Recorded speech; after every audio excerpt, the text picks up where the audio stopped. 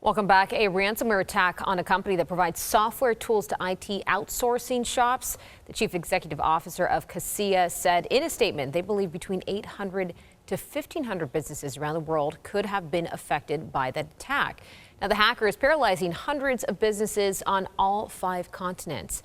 Tech expert and host of Strategy Hacker Livestream, Shelly Palmer, joins us now with more on this. Shelly, thanks for joining us this morning.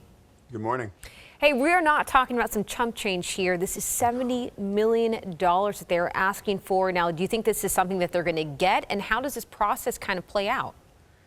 This one is really sophisticated. We haven't seen anything quite this extensive, ever. This little group, which calls themselves RE-Evil, which kind of stands for ransomware evil, they're a group of people that rented the ransomware. Ransomware is a service that you can rent. It was used by DarkSide to do the Colonial Pipeline ransomware. So this group went in after a service provider. What Kaseya does is they rent software to ISPs, to internet providers, and to big businesses, and they maximize storage space in what's known as a virtual storage appliance. And so they injected this malicious code directly into the systems that monitor the systems, and it was pervasive. And so this affected thousands, basically. It's 1,500, maybe more, small businesses that use these managed service providers.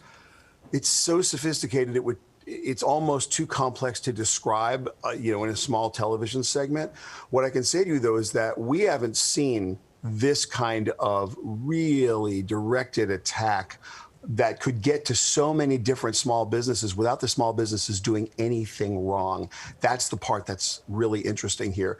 You're minding your own business, and the service provider, so it's not the person who's giving you the internet or selling you the service, it's the person that sold them the tools that got hacked, and it funneled all the way down into these small businesses. One supermarket chain in Sweden, they had 800 of their locations had to be shut down because they couldn't open their cash registers. But Shelly, I do have a question, though. I'm looking at Kaseya's website, and they're saying that they provide, powerful security, IT management tools that are efficient, cost-effective, and secure. So if you're providing that to your customers, how would you not have the technology to protect yourself from these dark hats? These are people that are working with RE-Evil. Would you not have any white hats, people that are working against them, on your team to prevent this from happening? What happens now is we're up against, this is weapons grade hackers. These are people who are highly motivated by money, and they have to be right once, and you have to be right 100% of the time. The way I like to describe this is if you live in an apartment building and there's 20 apartments on your floor, every morning you get up and you try every single door on your floor. And most mornings, every single door is locked. But one day, someone's going to forget to lock their door. They need to be wrong one time, right? Or you need to be right one time. This is a game of chance. The hackers, I think it was a bit of an inside job, to be fair. I think someone was inside and was monitoring. This happened during an upgrade.